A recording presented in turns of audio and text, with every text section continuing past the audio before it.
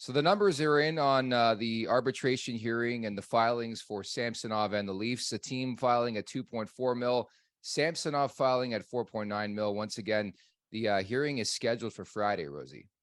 Yeah, I don't know. I think those numbers look scary, and you're starting to say, "Holy smokes, these guys are that far off." But you got to keep in mind, I don't think these parties are that far off. You're going to put your lowest number as the Leafs, your highest numbers as Samsonov. They kind of know that they were going to go to arbitration anyways. I think there's a chance this just gets done before the arbitration anyways, and if they can actually agree, or to be honest, since we've talked about how Sammy might be doing them a little bit of a favor by opening up this arbitration case, which has other effects on buyouts and all that kind of, mumbo jumbo that a lot of people aren't really pruned to. But if this does go to the arbitrator, I think it'll be an even number that both parties are happy with. And it's just kind of like it's kind of an outside deal, this whole arbitration thing that isn't really normal where two parties are so far apart they can't come together. It doesn't really have that feel. For the sake of Samsonov, I just hope it doesn't get to arbitration because I do think it'll get hairy. And I'm sure you have experience talking to other players in the league when it comes to arbitration. It's a scary situation. So from that aspect, we'll see what happens over the coming days. But yeah, that was my take on that too. Look, I know they seem far apart, but that makes the most sense. You go for your highest number, and the Leafs will go for their lowest number. I mean, conventional wisdom would suggest they meet somewhere in the middle. No.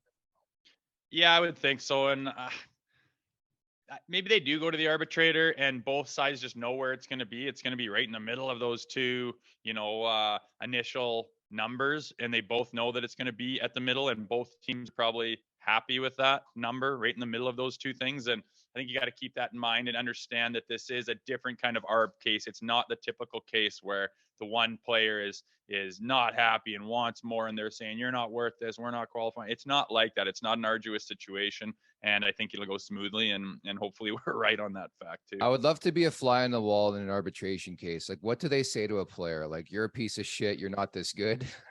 Yeah, so I've talked to guys that went through ARB, and they say they sit in this room, and your agent comes in and he just pumps your tires. He shows highlight reels of your accolades and your last years and what you've done. They pull up all the numbers and the comparables, and they're pumping your tires, and they say you feel like an absolute $1,000,000. And then the tough part happens where your team and your bosses and your guys that you're gonna have to work with every day come in, and they put together a highlight reel of you screwing up, of you being in the wrong position, of you getting scored on. They say this is where he messed up here. Here's where his numbers aren't good enough, and it's just a total confidence blow. I guess it's just a total roller coaster of emotion out there. And obviously, the first part would be nice to go through, but everyone says that next part where they start bringing you down and try to get your numbers down is a little bit tough on the ego. I wish they can record that or like videotape it, or we can see like a leak or something. I just think it would be tremendous, tremendous stuff. Not so much for the parties involved, but I've always been so curious what happens behind closed doors. What's your guesstimation? Like, I, for one, am I the only one who thinks like a 1 year deal is not the end of the world? Like, it's a perfect thing for me. I think if they land on a 1 year contract, and that's, by the way, would likely would happen with an arbitrator if it went to that direction. But like, a 1 year deal makes sense for all parties involved. I mean, the cap's expected to go up. And I think from the Leafs perspective, you want them to prove it. If you can prove it one more time, we'll pay you. That's the way I would say it. Yeah, I don't mind 1 year deal. It's kind of protection for the Leafs. And I mean, and okay, well, what do you say? Oh, if we don't lock him down for longer than that, then he's going to be overpaid after that. Well, the Yeah. only ways that's going to happen is if he stands on his head, proves he's the number one goalie in Toronto, proves he can handle the heat again through a point in time where this Leafs is supposed to kind of be at their pinnacle and doing well.